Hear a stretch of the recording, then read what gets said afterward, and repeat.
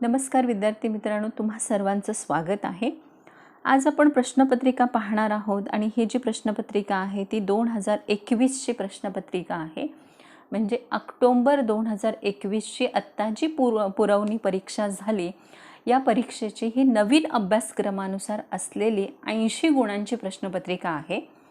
या प्रश्नपत्रिके आपण इथे सोडवून पाहणार आहोत आणि याच्यावरून तुम्हाला या एकूण अर्थशास्त्र विषयाच्या प्रश्नपत्रिकेचं स्वरूप देखील लक्षात येईल। तेव्हा सर्व विद्यार्थ्यांनी ही प्रश्नपत्रिका काळजीपूर्वक अभ्यासावी।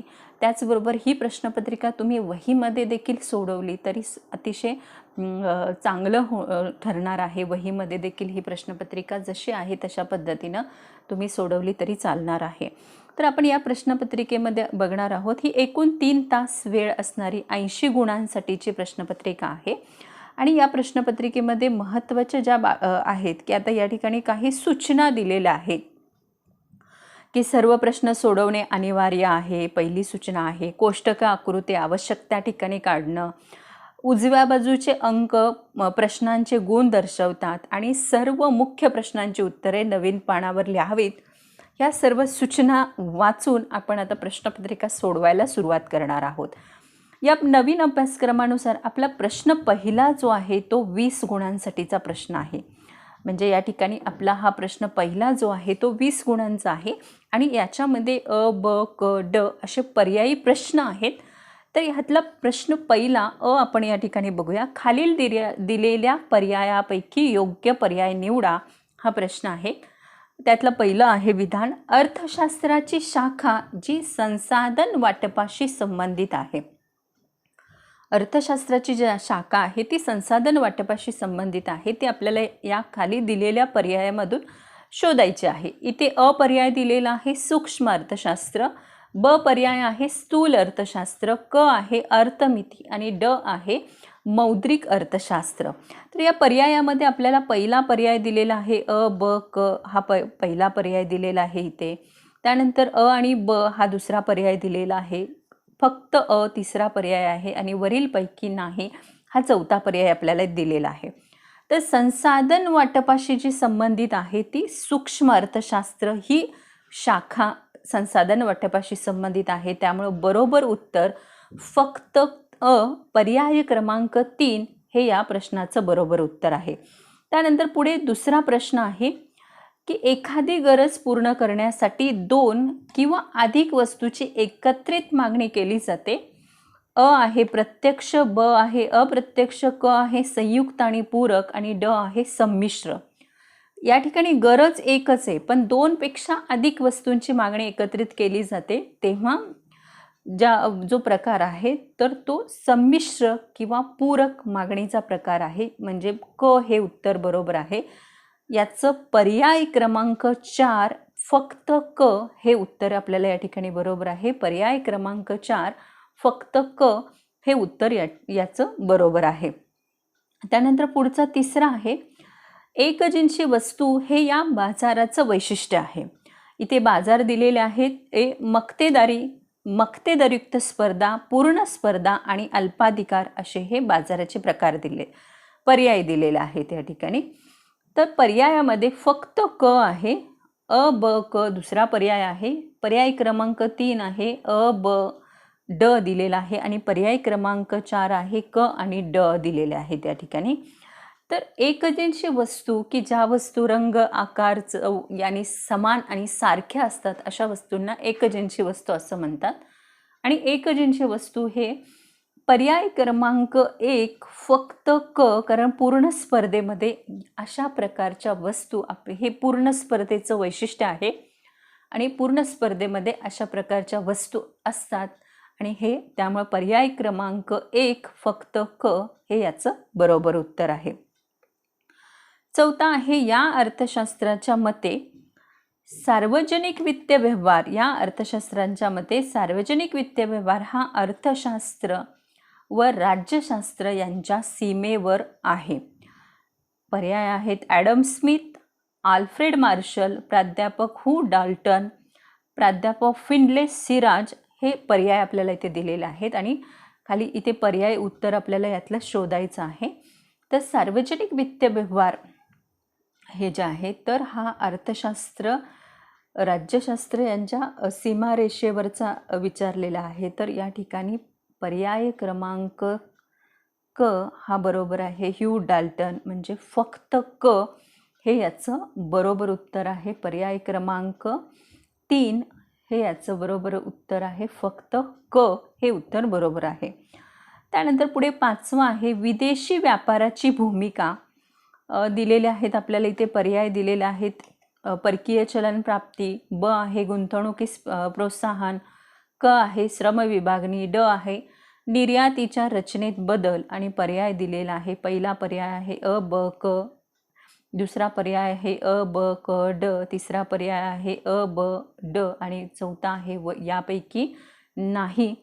तर विदेशी व्यापाराच्या भूमिकेमध्ये परकीय चलन प्राप्ती बरोबर आहे, गुंतवणुकीस प्रोत्साहन बरोबर आहे, श्रम विभागणी बरोबर आहे, पण निर्यातीच्या रचनेत बदल हे वैशिष्ट्य आहे. त्याच्यामुळे पर्याय क्रमांक अ ब क हे उत्तर या ठिकाणी बरोबर आहे. म्हणजे पर्याय क्रमांक 1 अ ब क हे याचं बरोबर उत्तर आहे. पुढे आहे सहसंबंध पूर्ण करा. हा देखील 5 गुणांसाठीचा प्रश्न आहे. हा दुसऱ्या प्रकारचा प्रश्न आहे की जो 5 गुणांसाठीचा आहे. आत्ता आपण खालील पर्याय निवडा हा 5 गुणांचा प्रश्न बघितला. आता हा दुसरा ब आहे, खालील सहसंबंध पूर्ण करा. इथे सूक्ष्म अर्थशास्त्र झाड विचारले तर स्थूल अर्थशास्त्र पर्याय या ठिकाणी बरोबर येईल. जंगल अशा प्रकारे हा पर्याय इथे सहसंबंध पूर्ण आहे. दुसरा आहे एक ग्राहक म्हणजे वैयक्तिक मागणी आणि अनेक ग्राहक म्हणजे बाजार मागणी. म्हणजे जेव्हा बाजारातला एका ग्राहकाची मागणी येते तेव्हा ती वैयक्तिक मागणी असते आणि बाजारातल्या एकूण सर्व ग्राहकाची मागणी ही बाजार मागणी आहे. खाली उतरणारा वक्र पुरवठा वक्र वर जाणारा आहे. म्हणजे या ठिकाणी जो पर्याय आपल्याला इथे येईल मागणी वक्र हा खाली जाणारा असतो. म्हणजे उत्तर आहे मागणी वक्र आणि इथे पुरवठा वक्र हा वर जाणारा आहे. त्यानंतर पुढचा पर्याय आपल्याला इथे दिलेला आहे किंमत निर्देशांक भाववाढ दिलेले आहे आणि शेती उत्पादन म्हणजे या ठिकाणी किंमत निर्देशांक भाववाढ आहे. तर संख्यात्मक निर्देशांक हे शेती उत्पादन आहे. म्हणजे किंमत निर्देशांक हा भाववाढीशी संदर्भात आहे तर संख्यात्मक निर्देशांक हा शेती उत्पादनाशी संबंधित आहे. आता इथे 5 मध्यवर्ती बँक आणि भारतीय व्यापारी बँक दिलेला आहे. तर मध्यवर्ती बँक म्हणजे इथे पर्याय येईल भारतीय रिझर्व्ह बँक. भारतीय रिझर्व्ह बँक जी आहे RBI ही देशाची मध्यवर्ती बँक आहे आणि भारतीय स्टेट बँक ही व्यापारी बँक आहे. त्यानंतर पुढे इथे आपल्याला दिलेला आहे प्रश्न. इथे पुन्हा प्रश्न आलेला आहे आपला प्रश्न क आलेला आहे. हा देखील 5 गुणांसाठीचा प्रश्न आहे. या ठिकाणी प्रश्न प्रकार बघा. खालील विधानांसाठी आर्थिक पारिभाषिक शब्द लिहा. हा प्रश्न आपल्याला इथे दिलेला आहे. तर आर्थिक पारिभाषिक शब्द आपल्याला इथे लिहायचा आहे. म्हणजे एक थोडक्यात काय तर ह्या सर्व व्याख्या आहेत आणि व्याख्यांना एक शब्द जो आहे की कशाची व्याख्या आहे ती आपल्याला या ठिकाणी शोधायची आहे. उदाहरणार्थ एखाद्या काळानुसार उपयोगितेच्या उपयोगाच्या वाढत्या वस्तूची वाढणारी उपयोगिता. काळानुसार वाढणारी उपयोगिता असं विचारलेलं आहे इथे. म्हणजे इथे येईल काळ उपयोगिता. म्हणजे इथे उत्तर जे आपल्याला इथे लिहायचं आहे ते आहे काळ उपयोगिता. एका वस्तूची मागणी अनेक उपभोगासाठी केली जाते. वस्तू एकच आहे, जेव्हा अनेक उपभोगासाठी त्याची मागणी केली जाते तेव्हा ती संमिश्र मागणी असते. म्हणजे ही संमिश्र मागणी आहे. अनेक उपभोगासाठी केली जाणारी मागणी ही संमिश्र मागणी आहे. थोडे विक्रेते असणारा बाजार. थोडे विक्रेते असणारा बाजार म्हणजे हा अल्पाधिकार आहे की अल्पाधिकाराच्या या बाजारात विक्रेत्यांची संख्या काही किंवा थोडे विक्रेते असतात, त्यामुळे इथे अल्पाधिकार आहे. आगामी आर्थिक वर्षातील चौथा आहे आगामी आर्थिक वर्षातील सरकारची अपेक्षित प्राप्ती आणि नियोजित खर्चाचं वित्तीय विवरण म्हणजे सरकारी अंदाजपत्रक. इथे येईल अंदाजपत्रक. अंदाजपत्रकामध्ये सरकारच्या अपेक्षित प्राप्ती आणि नियोजित खर्चाचं वित्तीय विवरण दिलं जातं. पुढे आहे मागणीनुसार पैसे काढल्या जाणाऱ्या ठेवी याला मागणी ठेवी असं म्हणतात. मागणीनुसार ज्या ठेवी आहेत त्या मागणी ठेवी त्यांना म्हटलं जातं. तर अशा प्रकारे हे इथे हा एक 5 गुणांसाठीचा ऑब्जेक्टिव्ह प्रश्न झालेला आहे. हा क आहे, आर्थिक पारिभाषिक शब्द लिहा. याच्या अगोदर आपण 2 बघितलेले आहेत. एक सहसंबंध पूर्ण करा हा देखील एक प्रश्न बघितला आणि पर्याय निवडा हा 2 प्रश्न आपण बघितला. हा तिसरा आपण 5 गुणांचा प्रश्न बघितला. म्हणजे आपल्या प्रश्नपत्रिकेमधल्या एकूण जे ऑब्जेक्टिव्ह क्वेश्चन आहेत ते 20 गुणांसाठीचे ऑब्जेक्टिव्ह क्वेश्चन आहेत. आता आपण इथे प्रश्न पुढचा बघणार आहोत की हा जो प्रश्न आहे हा 20 गुणांसाठीचा प्रश्न आहे. तर यामध्ये आपल्याला पुढचा प्रश्न आहे ड, की या ठिकाणी ड हा प्रश्न आहे. खालील विधाने पूर्ण करा आणि ती विधाने पुन्हा लिहा. बघा, खाली विधाने पूर्ण करून संपूर्ण विधाने पुन्हा लिहा हा देखील 5 गुणांसाठीचा प्रश्न आहे. इथे आहे सीमांत उपयोगिता. जेव्हा सीमांत उपयोगिता ऋण होते तेव्हा एकूण उपयोगिता घटते. हे उत्तर या ठिकाणी बरोबर आहे. पुढे आहे अधिक किमतीला कमी नगसंख्येची मागणी केली जाते त्यास अधिक किमतीला कमी नगसंख्येची मागणी केली जाते त्यास टिंबटिंब असे म्हणतात. तर त्यास मागणीतला संकोच असं म्हणतात. म्हणजे अधिक किमतीला जास्त नगसंख्येची मागणी केली जाते, मागणीतला संकोच असं म्हणतात. पुढे आहे प्रत्येक नगसंख्येच्या विक्रीनंतर मिळणारी किंमत. रक्कम म्हणजे प्रत्येक नगसंख्येच्या विक्रीनंतर मिळणारी रक्कम म्हणजे या ठिकाणी आपल्याला उत्तर आहे सरासरी प्राप्ती. हे उत्तर बरोबर आहे. भारतीय नाणे बाजारातील संघटित क्षेत्रामध्ये समाविष्ट असणारी संघटित आणि असंघटित हे नाणे बाजाराचं वर्गीकरण आहे. तर उत्तर आहे व्यापारी बँक हे संघटित क्षेत्रामध्ये समाविष्ट आहे. बाकी हे जे पर्याय आहेत ते असंघटित क्षेत्रामधले पर्याय आहेत. पुढे 5वा आहे एका देशाने दुसऱ्या देशाकडून केलेले वस्तू व सेवांची खरेदी. तर याला आयात व्यापार असं म्हणतात. म्हणजे उत्तर आहे आयात व्यापार. तर अशा प्रकारे हा आपला एकूण 20 गुणांचा ऑब्जेक्टिव्ह प्रश्न या ठिकाणी पूर्ण झालेला आहे. काळजीपूर्वक धड्यावरचे सर्व स्वाध्याय क्वेश्चन बँक जर तुम्ही अभ्यासला तरी या पहिल्या प्रश्नामध्ये तुम्हाला 20 पैकी 20 गुण मिळू शकतात. अशा प्रकारचे जे ऑब्जेक्टिव्हचे प्रश्न आहेत त्याचे व्हिडिओ देखील आपण बनवलेले आहेत. त्याची लिंक मी या व्हिडिओच्या डिस्क्रिप्शन बॉक्समध्ये देईन. तिथे तुम्ही त्या प्रश्नांचा देखील सराव करू शकता. आता आपण प्रश्न दुसरा बघणार आहोत की हा प्रश्न दुसरा जो आहे या ठिकाणी संकल्पना ओळखायची आहे. संकल्पना ओळखून त्या आधारे हा आपला इथं प्रश्न दुसरा आहे. संकल्पना ओळखायची आहे आणि ती स्पष्ट करायची आहे. आता माधवने एका कुटुंबात होणाऱ्या मासिक खर्चाची माहिती गोळा केलेली आहे. आता एका कुटुंबाचा या ठिकाणी जेव्हा आपण एका कुटुंबाचा उल्लेख करतो तेव्हा ते वैयक्तिक घटक आहे आणि वैयक्तिक घटकांचा अभ्यास याचाच अर्थ इथे संकल्पना आहे सूक्ष्म अर्थशास्त्र ही संकल्पना आहे. इथे जर तुम्ही पाहिलं तर हा प्रश्न इथे आपल्याला कोणतेही 3 सोडवायचे आहेत. म्हणजे प्रत्येक एक विधान जे आहे ते 2 गुणांसाठी असणार आहे आणि यातली तुम्ही जी संकल्पना ओळखणार आहात त्याच्यासाठी 1 गुण असणार आहे आणि संकल्पनेची व्याख्या जी आहे त्याच्यासाठी 1 गुण असणार आहे. म्हणजे माधवने एका कुटुंबात होणाऱ्या मासिक खर्चाची माहिती गोळा केली ही सूक्ष्म अर्थशास्त्र ही संकल्पना आहे.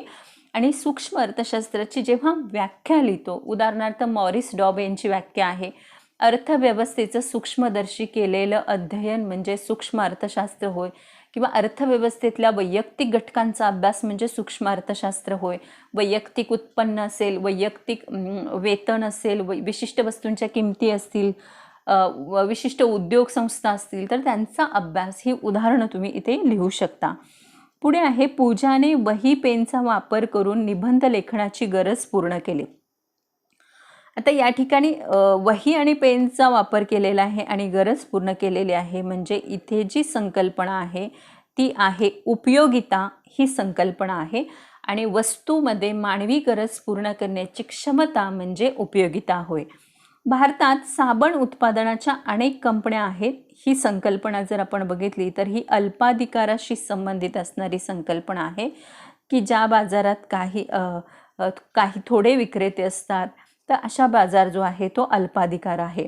रमेशने शेअर्सच्या किमतीचा निर्देशांक तयार केला.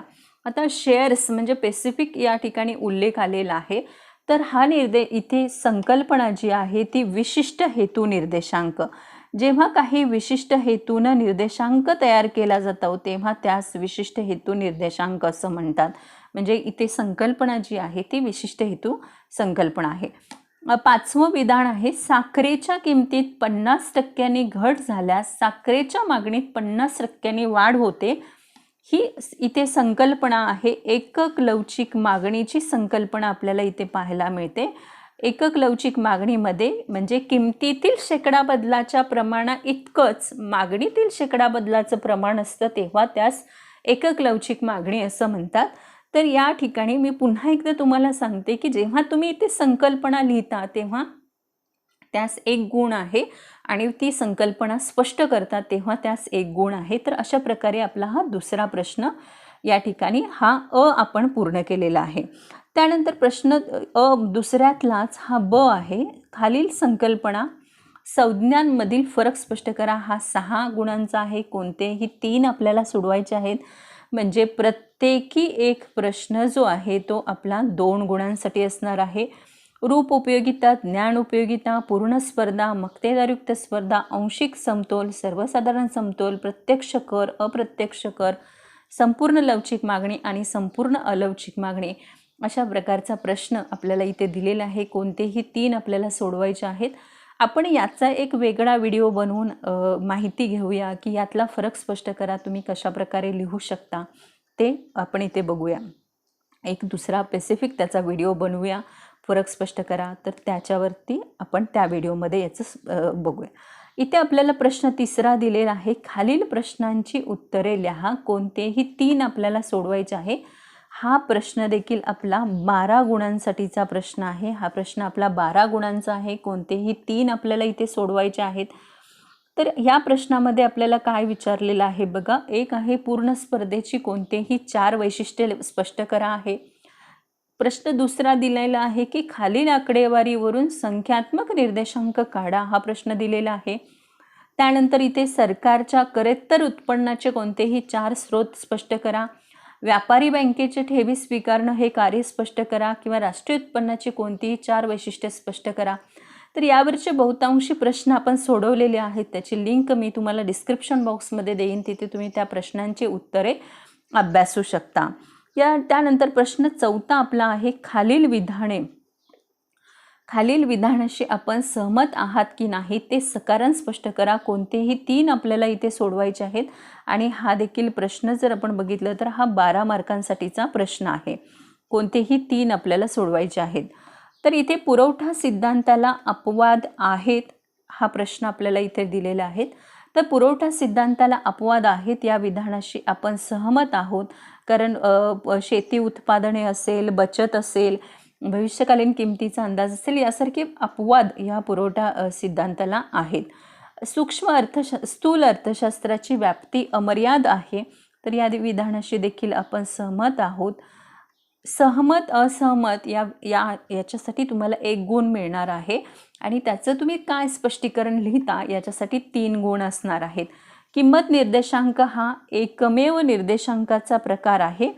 तर या ठिकाणी असहमत आहोत, कारण किंमत निर्देशांक, संख्यात्मक निर्देशांक, विशिष्ट हेतू निर्देशांक असे अनेक प्रकार आपल्याला अभ्यासायला पुस्तकामध्ये दिलेले आहे. चौथा आहे, भारतीय रिझर्व्ह बँकेची अनेक कार्य आहेत. तर या विधानाशी देखील आपण सहमत आहोत, कारण भारतीय रिझर्व्ह बँकेची जसं नोटांची निर्मिती करणं असेल, विकासात्मक कामं असेल, पतनियंत्रण करणं असेल, अशी अनेक कामं आहेत. सक्तीचं कार्य हे शासनाचे एकमेव कार्य आहे, तर या विधानाशी आपण असहमत आहोत. या प्रकारचे प्रश्न तुम्ही सोडवत असताना सुरुवातीला तुम्ही या विधानाशी सहमत आहात की नाही हे लिहायचं आहे आणि त्याच्यानंतर तुम्ही का असहमत आहात त्याचं स्पष्टीकरण किंवा का सहमत आहात त्याचं स्पष्टीकरण तुम्हाला त्या ठिकाणी लिहायचं आहे.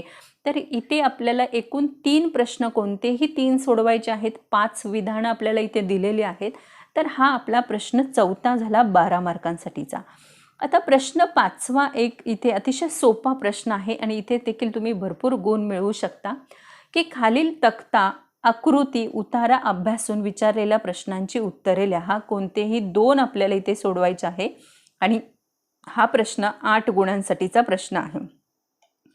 इथे आपल्याला या ठिकाणी एक उपयोगिता पत्रक दिलेलं आहे आणि या उपयोगिता पत्रकामध्ये पहिल्या कॉलममध्ये क्ष वस्तूचे नग दिलेले आहेत.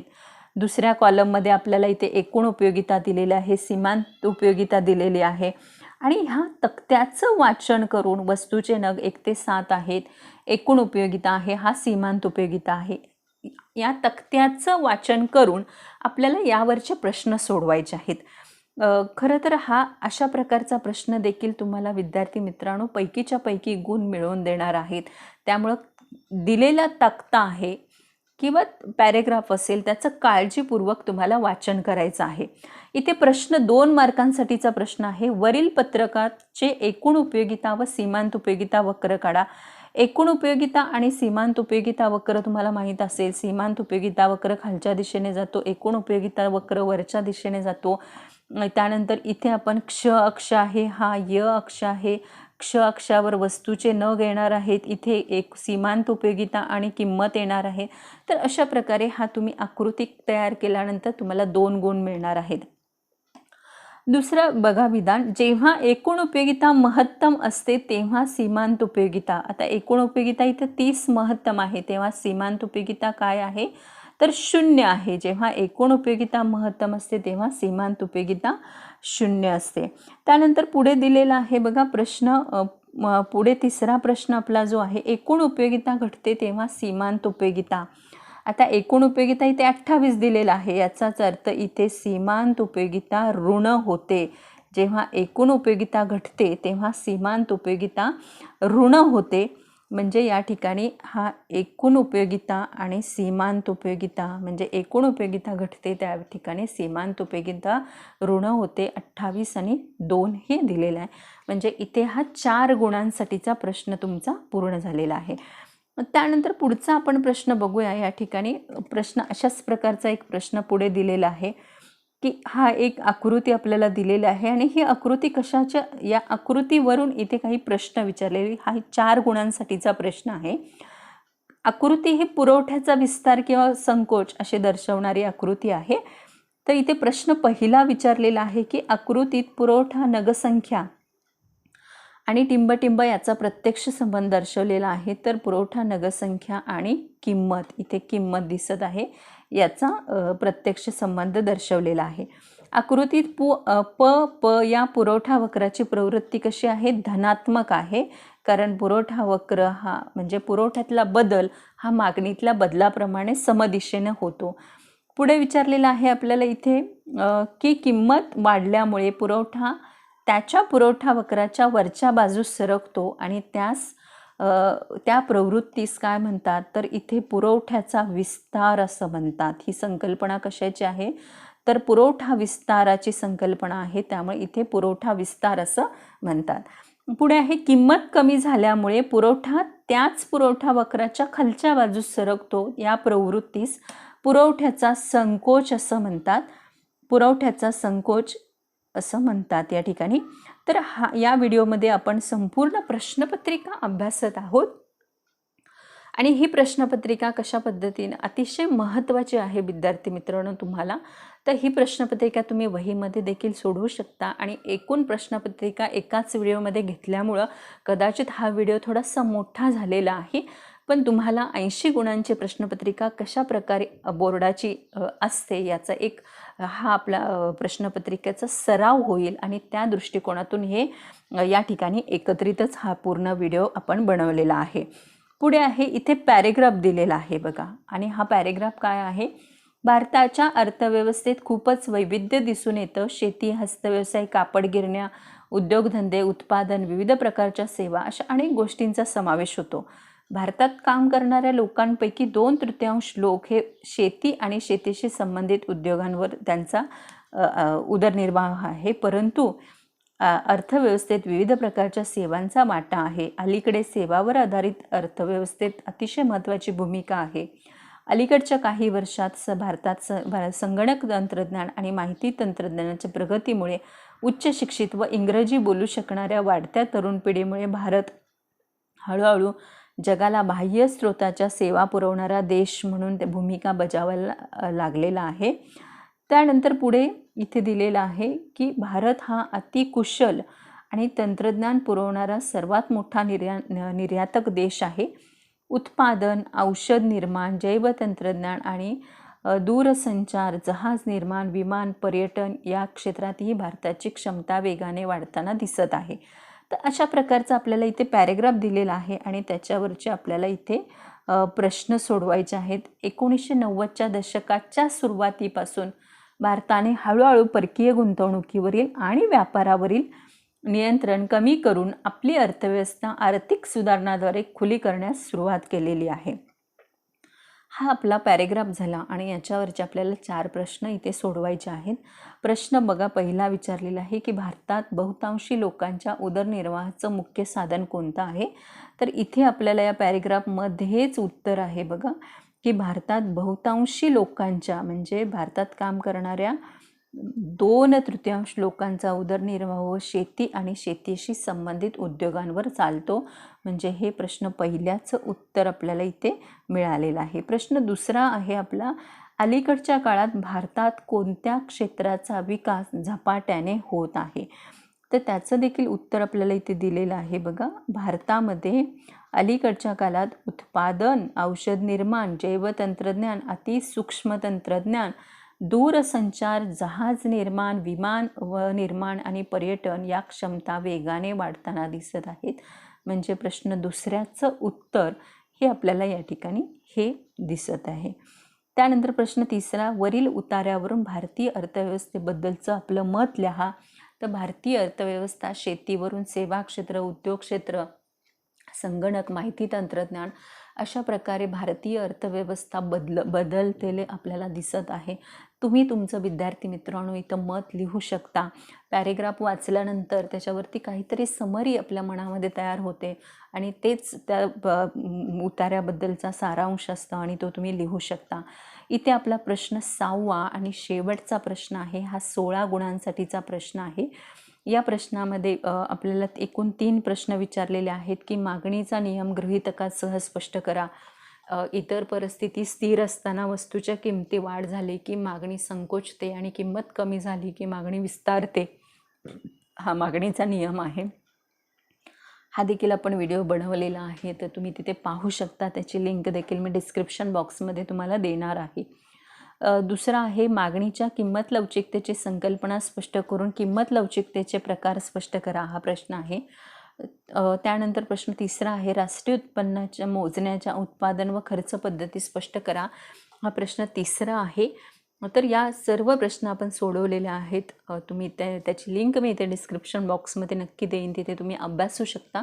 तर अशा प्रकारे हे एक तुम्हाला ही क्वेश्चन पेपर नवीन अभ्यासक्रमानुसार म्हणजे येणाऱ्या बोर्ड एक्झामसाठी क्वेश्चन पेपरचं स्वरूप आपण या अगोदर देखील ह्या प्रश्नपत्रिकेच्या स्वरूपाचा अभ्यास केलेला आहे. पण प्रत्यक्ष बोर्ड एक्झाम किंवा बोर्डाची प्रश्नपत्रिका कशी असते ही सराव प्रश्नपत्रिका तुम्हाला या वर्षीची म्हणजे ऑक्टोंबर महिन्यामध्ये झालेला या पेपर जो आहे साधारणपणे ऑक्टोंबर महिन्यामध्ये म्हणजे काल सोमवारी हा जो पेपर झालेला आहे आणि या पेपरचं आपण इथे डिस्क्रिप्शन वर्णन केलेलं आहे. तर हा व्हिडिओ तुम्हाला कसा वाटला नक्की लाईक करा आणि चॅनलला सबस्क्राईब केलं नसेल तर नक्की सबस्क्राईब करा. आपण अशाच प्रकारच्या प्रश्नपत्रिकांचा सराव देखील आपण सरावात्मक प्रश्न बनवून आणि त्याचे देखील आपण असे व्हिडिओ बनवूया की जेणेकरून तुम्हाला अर्थशास्त्र विषय अधिक सोपा वाटेल आणि भरपूर गुण मिळवण्यासाठी सुद्धा हे व्हिडिओ तुम्हाला आवश्यक ठरतील. तर धन्यवाद.